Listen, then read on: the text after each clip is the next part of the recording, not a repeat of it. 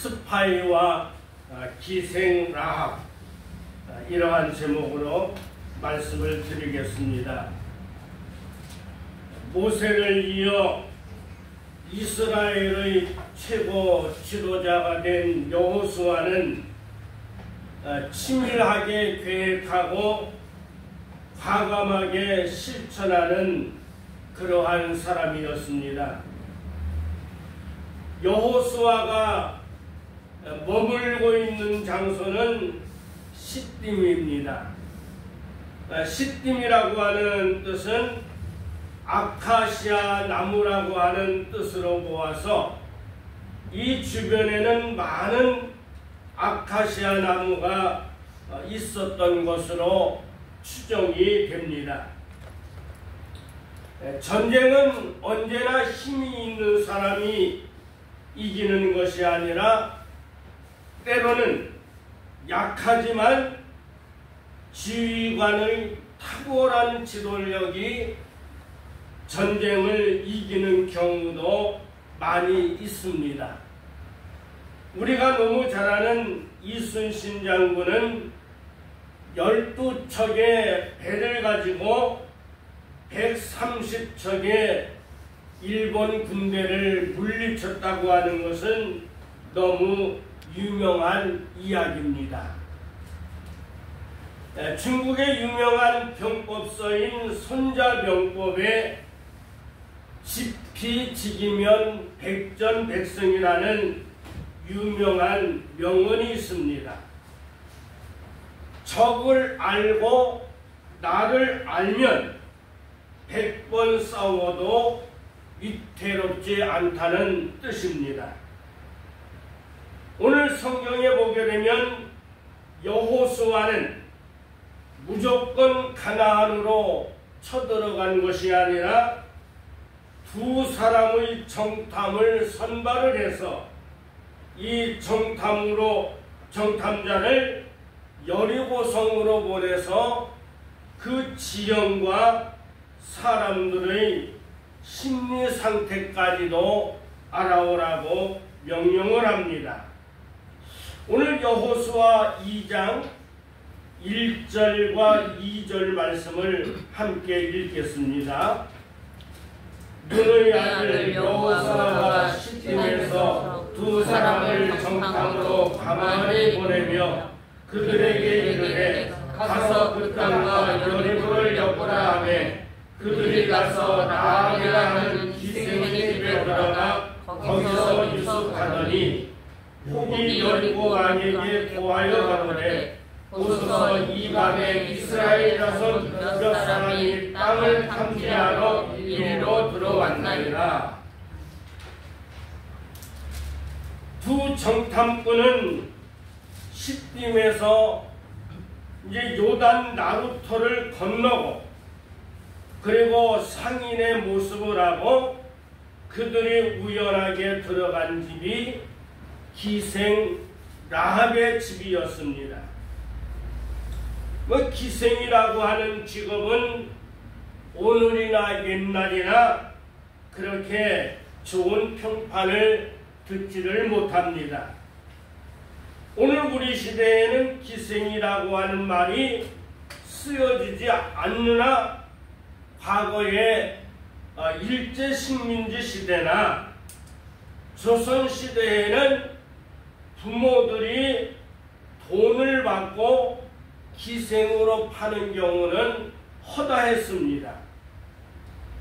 그런 것이 우리나라에만 있었던 것이 아니라 구약 성경 가운데도 너의 딸을 기생으로 팔지 말지니 그런 것을 보아서 이거는 이스라엘에게서도 흔히 있었던 것으로 보여집니다. 오늘 성경에 보게 되면 라합이라고 하는 기생의 집으로 들어갔다. 그런데 이 기생의 집이라고 해서 라합의 집이라고 하기보다는 그 집주인은 라합의 부모였을 것이고, 그리고 이들이 여기 들어가서 식사를 하고 잠을 자고 있는 것을 보아서 식당도 여관도 함께 운영을 하면서 딸에게는 못 쓸 일을 시켰을 것으로 보여집니다. 이 당시 가나안 사람들에게는 오늘날 우리가 생각하는 남녀 간의 어떤 윤리의식이 있지도 않았습니다. 왜냐하면 가나안에는 죄가 관용했다 하는 말씀이 있습니다. 이 관용이라고 하는 말은 마치 홍수가 나서 강둑으로 물이 흘러 넘치는 상태입니다. 그런 죄라는 의식이 없는 이 가나안 땅에 이 라합의 행위에 대해서 비난하거나 그의 부모에 대해서 비난하는 사람은 별로 없었을 것으로 보여집니다. 지금 여리고성은 비상사태입니다. 왜냐하면 요단강 건너편에 이스라엘 백성들이 머물고 있는데 그들이 쳐들어온다고 하는 것은 잘 알고 있습니다. 그런데 어느 날 여리고 왕에게 보고가 들어왔습니다. 우리 여리고성에 이스라엘에서 간첩이 들어왔는데 이 간첩들이 머물고 있는 장소가 라합의 집입니다. 속히 체포하지 아니하면 우리 성이 위험할 수가 있습니다. 이제 그런 보고를 받고 체포조를 보냅니다. 우리 한번 오늘 본문은 아니지만 3절과 4절, 5절을 한번 읽어보겠습니다.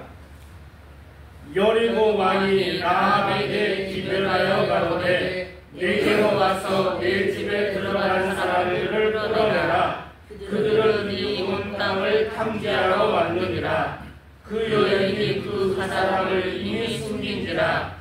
가로되 과연 그 사람들이 내게 왔었으나 그들이 어디로서인지 나는 알지 못하였고 그 사람들이 어두워 성문을 닫을 때쯤이여 나갔으니 어디로 갔는지 알지 못하되 급히 따라가라. 왜냐하면 그들에게 비치리라 하였으나. 라합은 두 정탐꾼을 지붕 위에다가 숨겨놓고 이제 거짓말을 합니다. 우리 집에 이상한 사람이 두 사람 왔는데 나는 그들이 누구인지도 모르고 내가 그들과 어떤 관계가 있는 사람들은 아닙니다. 우리 집에 머물러 있었으나 바로 방금 전에 우리 집을 떠났습니다. 당신들의 속히 요단 나루터로 간다고 하면 잡을 수도 있습니다. 이렇게 거짓말을 합니다. 과거 독일에서는 히틀러가 유대인을 600만 명이나 살해했습니다. 히틀러의 그 정신 상태와 제가 볼 때에는 우리 구약 성경에 나오는 사울왕과 아주 비슷하다고 그렇게 보여졌습니다. 왜냐하면 멀쩡하다가도 미치고 미쳤다가도 멀쩡하고 정신이 오락가락 하는데 이 히틀러도 그런 상태였습니다. 근데 히틀러는 유대인들을 잡아가지고 수용소로 보내갔는데 이 사람들을 잡는 사람들이 게슈타포입니다. 게슈타포는 오늘날로 말하면 비밀 국가 경찰입니다. 공산주의에는 다 이 비밀 경찰들이 있어요. 우리는 보통 경찰하게 되면 제복을 입어가지고 눈에 띄지만 비밀 경찰은 그렇지를 않아요. 어느 가정에 유대인 부부가 숨어들었습니다. 우리가 지금 경찰에게 쫓기고 있습니다. 우리를 살려주십시오. 그래서 이 집에 들어온 사람들을 이제 숨겨주고 그 다음에 곧 이어서 비밀 경찰들이 들어왔습니다. 이 집으로 분명히 유대인 부부가 들어간 것 같은데 여기에 있으면 속히 내놓으시오. 그래서 이 집주인은 마음으로 생각을 했답니다. 이 사람들을 죽이느냐 살리느냐.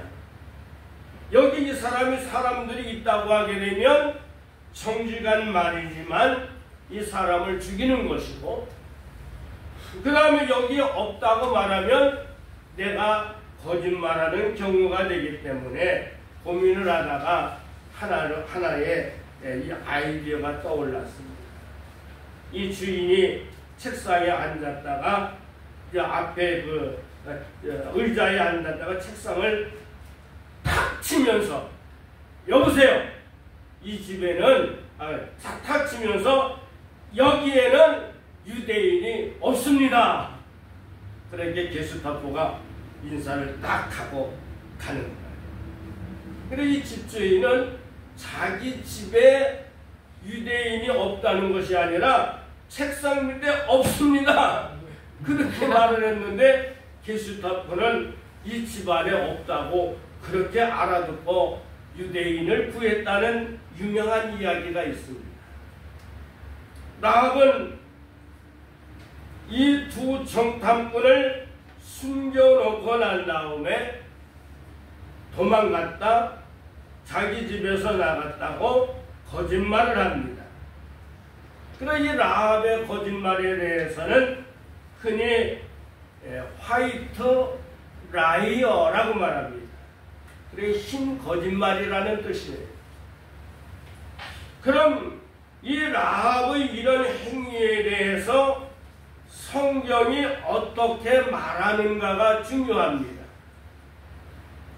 야고보서하고 히브리서의 이 두 번 이 라합에 대해서 말씀을 하는데, 라합이 거짓말을 했다, 라합이 잘못했다는 말씀이 없고, 라합은 아주 잘했다고 하나님이 칭찬을 합니다. 하나님이 잘했다고 칭찬하면 그걸 잘한 거예요. 그래 이제 밤이 되자 라합은 정탐꾼이 숨어있는 지붕 위로 올라갑니다. 그래서 이제 8절부터 13절까지는 이 두 정탐꾼과 라합의 그 이야기가 오고 가는 그러한 말씀이 기록되어 있습니다. 우리 한번 13절까지는 한번 8절에서 13절을 한번 읽어보겠습니다. 두 사람이 눕기 전에 라합이 지붕에 올라가서 그들에게 이르러 말하되 여호와께서 이 땅을 너희에게 주신 줄을 내가 알아. 우리가 너희를 심히 두려워하고 이 땅 백성이 다 너희 앞에 간단히 녹나니 이는 너희가 애굽에서 나올 때에 여호와께서 너희 앞에서 홍해 물을 마르게 하신 일과 너희가 요단 저편에 있는 아모리 사람의 두 왕 시온과 옥에게 행한 일 곧 그들을 전멸시키기를 우리가 들었으나 우리가 듣자 곧 마음이 녹았고 너희의 영으로 사람이 정신을 잃었나니 너희 하나님 여호와는 상천하기에 하나님이시니라.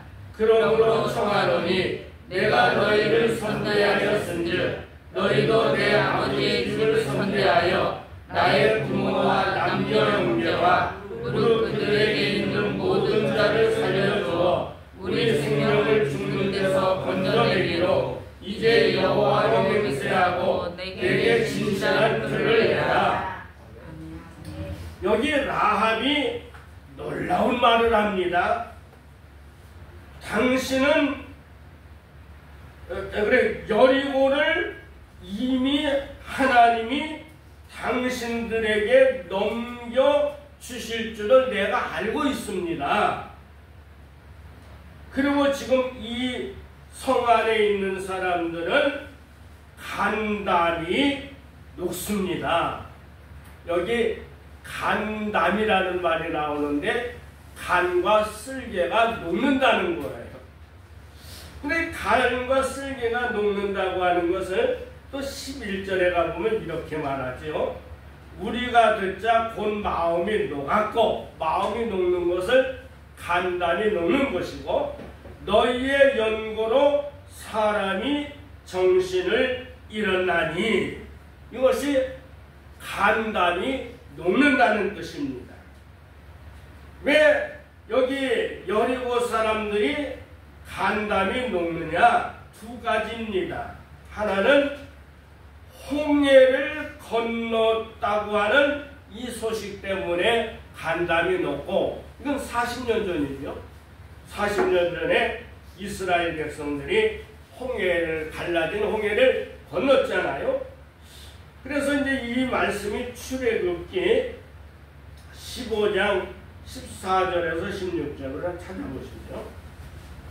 출애굽기, 그러니까 앞으로 조금 넘기면 105페이지입니다.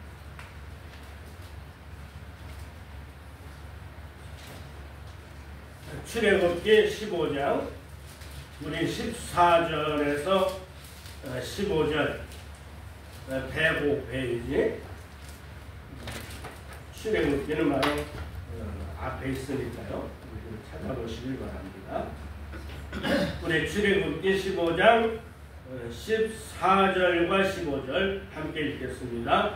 열방이 듣고 떨며 블레셋 거민이 두려움에 잡히며 에돔 방백들이 놀라고 모압 영웅이 떨림이 다투며 가나안 거민이 다 낙담하나이다.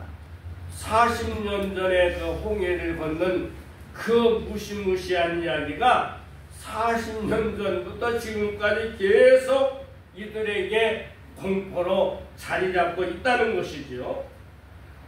그리고 이제 오늘 본문으로 돌아오게 되면 여기 이제 10절에 보면 요단 저편에 있는 아모리 사람의 두 왕 시온과 오게게 행한 일을 우리들이 들어서 알고 있습니다.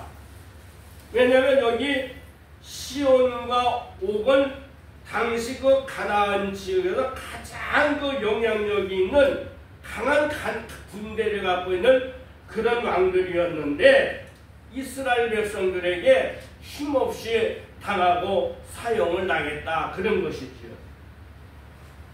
그러면서 11절에 말하기를, 여기 말하기를 너희 하나님 여호와는 상천 하지의 하나님이시니라.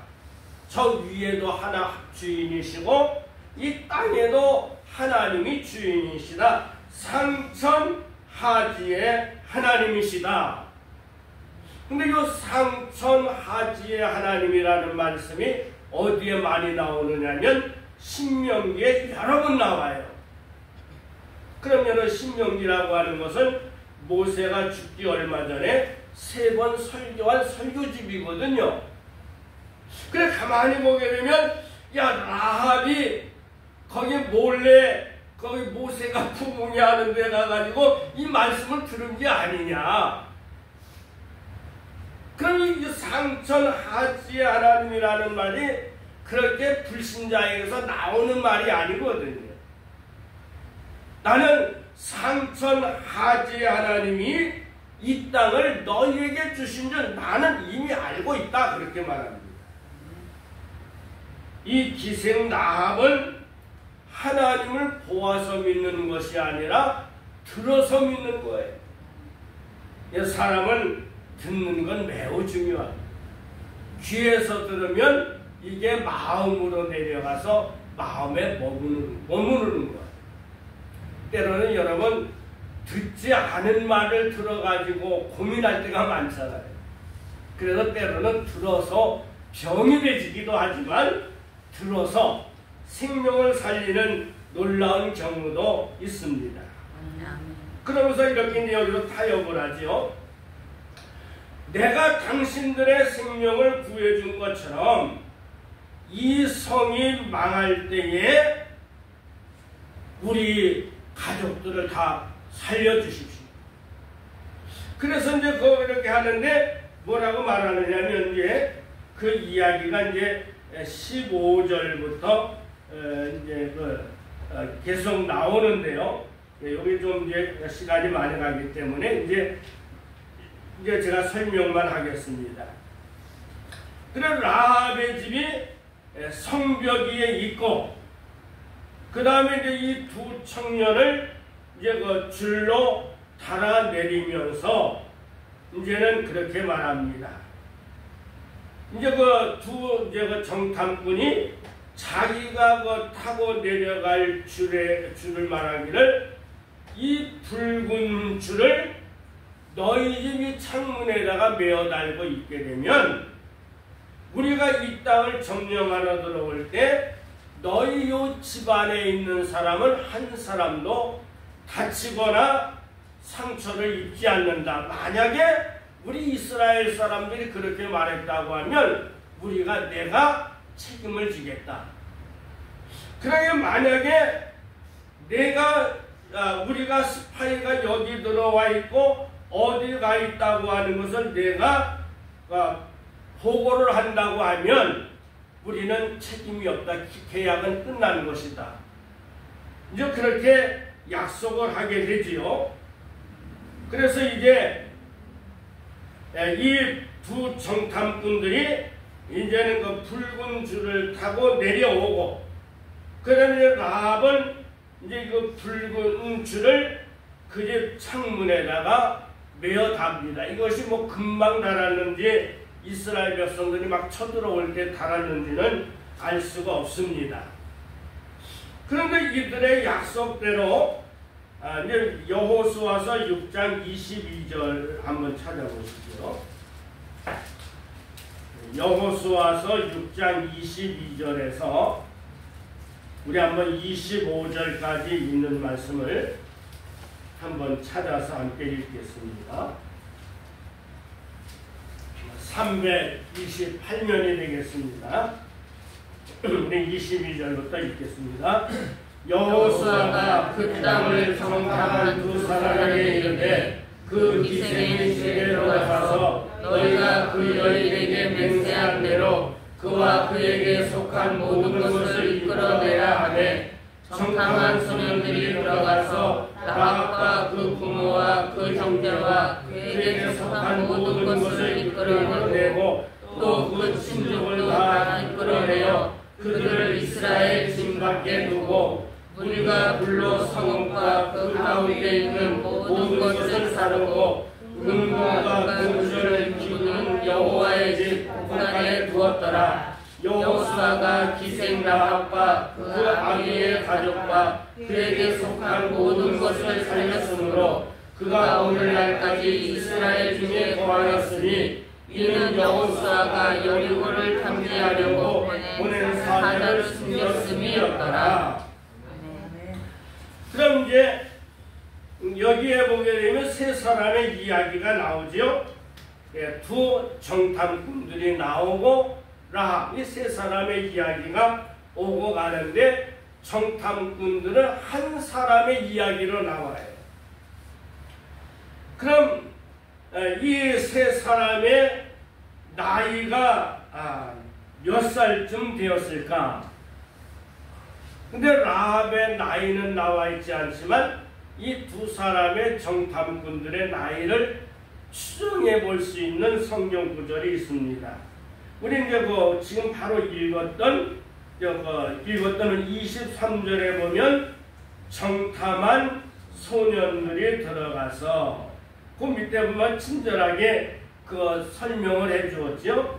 소년, 히브리어로 나르, 소년과 젊은이를 포함하고 있지만, 그래서 이 소년이라는 것은 분명히 20세가 넘은 청년들로 보여진다.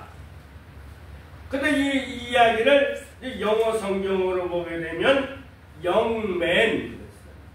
영맨이라고 하게 되면 주로 대학생이나 군대가 있는 사람들은 보통 영맨이라고 그러죠. 그리고 이제 그 2장 이제 2장 2절에 보게 되면 거기 이스라엘 자손이라는 말이 나오는데, 요 자손이라는 말이 그 영어 성경에는 또 정확하게 그걸 번역을 했는데 Children of Israel, 이스라엘의 어린이들. 그러니까 이것을 두 합하게 되면 한 20세 전후로 보여요. 그러니까 이 성경 구절이 이제 대강 우리가 들어봤죠. 근데 라합의 나이가 몇 살이겠느냐? 근데 이거 주막집 주인으로 생각해서 뚱뚱하고 나이가 50쯤 되고 막걸리도 잘 마시는 그런 저기로 생각을 하는데, 그런 것이 아니고 요 라합의 나이도 한 20세 전후였을 것이다. 그렇게 보여줍니다. 그런데 여기 또 이상한 것은 정탐꾼들의 이름이 나와 있지를 않아요. 38년 전에 여호수아는 모세의 명령을 받아서 12명이 이제 이스라엘 백성들이 가나안 땅을 40일 동안 정탐하고 오거든요. 그리고 정탐꾼들에 보게 되면 민수기 13장에 보게 되면 12명의 정탐꾼들의 이야기가 나오는데, 정탐꾼, 아버지, 그 다음에 조상.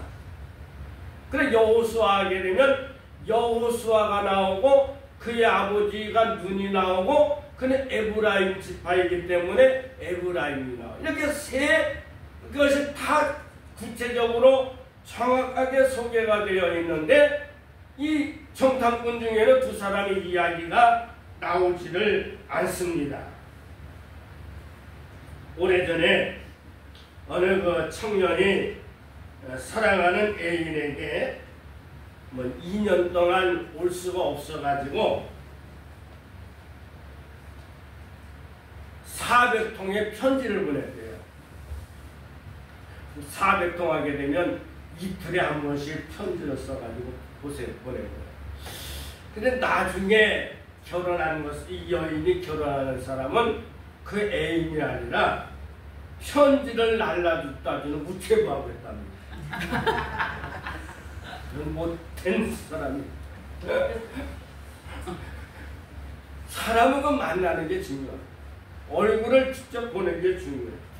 그래서 저는 이 두 정탐꾼의 한 사람은 제가 이름을 소설이 아니고 소설 비슷하게 말하지만 살몬이었을 것이라고 저는 믿어요. 살몬이, 이 정탐꾼이 살몬이었다는 그 간접적인 증거가 나오는데요. 우리 한번 마태복음 1장을 한번 가보시죠. 신약성경 제일 앞에 있는 마태복음 1장.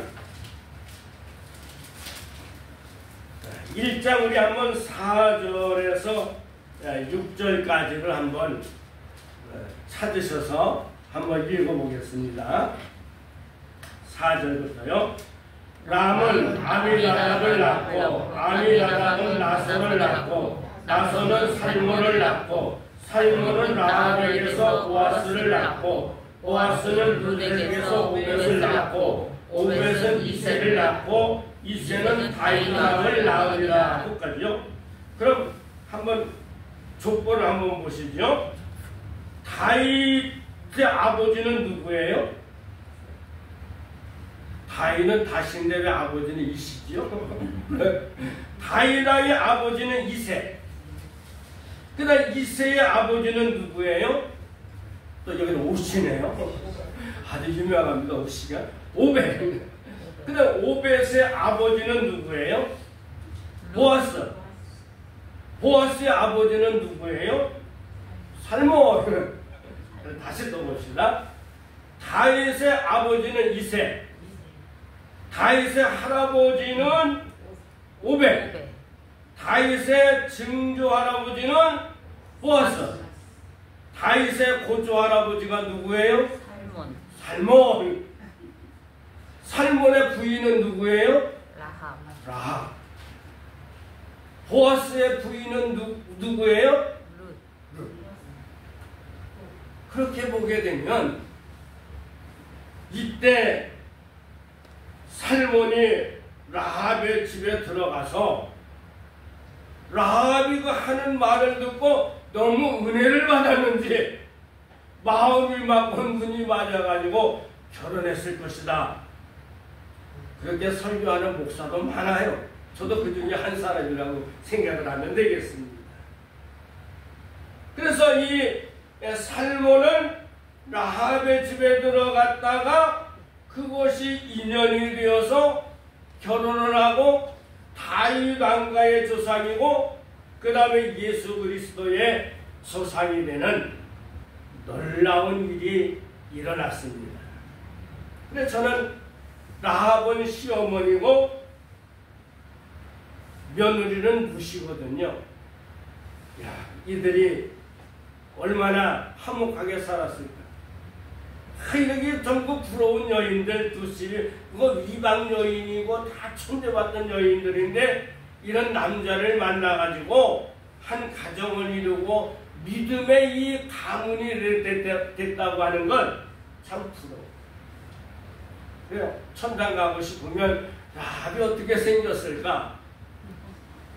보아스가, 룻이 어떻게 생겼을까? 참 궁금하기도 해요. 그런데 제가 이제 여기서 이제 여러분에게 말씀하려고 하는 것은, 중요한 것은, 이제 이 살몬이 이 가정에 들어왔다가 이제 그 붉은 밧줄을 메고 두 사람이 이제 탈출을 하고 그 다음에 이 붉은 줄은 라합의 가족을 살리는 하나의 이게 도구가 됐다는 거예요. 여러분, 붉은 줄은 붉은색이기 때문에 피를 상징합니다. 성경에는 이 숫자라든가 색깔에 대해서 상당히 중요하게 생겨요. 여러분, 우리가 뭐 기영비근에는 거기는 숫자가 들어가 있지 않지만 여러분 히브리어라든가 그 헬라어에 보게 되면 게마트리아라고 하는 말이 있어서 헬라어 뭐 알파 하게 되면 1, 그 다음에 뭐 알파 베타 하게 되면 2, 그렇게 그 알파벳은 다 숫자가 매겨져 있어요. 히브리어도 마찬가지. 그래서 이 숫자를 굉장히 중요시 여기는 거예요. 뭐 3이면 3이 일제, 4는 뭐 고난의 숫자, 7은 뭐 럭키 세븐이 아니라 완전 수고, 10은 또 만수고, 그런 숫자가 많이 있어요. 그러니까 이 색깔은 이 붉은 피는 이거는 붉은색이기 때문에 피의 색입니다. 이스라엘 백성들이 이집트를 탈출을 할 때에 하나님이 죽음의 천사를 보낼 때에 그 문설주에 어린 양의 피가 묻혀져 있게 되면 그 죽음의 천사가 뛰어넘어갔다고 해서 6월절이에요. 근데 그 어린 양의 피를 발랐는데 유명한 사도 바울은 그건 뭐라고 말하냐면 어린 양의 피가 아니라 그건 예수의 피라고 그렇게 아주 말씀을 하고 있습니다. 그래서 저는 오늘 이 본문에 나오는 이 붉은 줄은 두 청년이 살아나오는 밧줄로 쓰여졌고 라합의 그 집안에 있는 사람들이 잘났거나 못났거나 모두 구원하는 구원의 피의 역할을 했다고 믿어져요. 이 라합의 그 줄이 십자가라고 하기는 좀 그렇게 말하기는 좀 어렵지만 이 라합의 그 가정에 그 묶여있던 그 줄은 장차 예수님이 이 땅에 오셔서 십자가에 피 흘리실 것을 그림자로서 보여준다고 저는 믿습니다. 그래 예수 그리스도의 피는 우리를 구원하는 피요 그 피는 우리의 죄를 씻고 덮어주는 피요 보배로운 피가 되는 것입니다.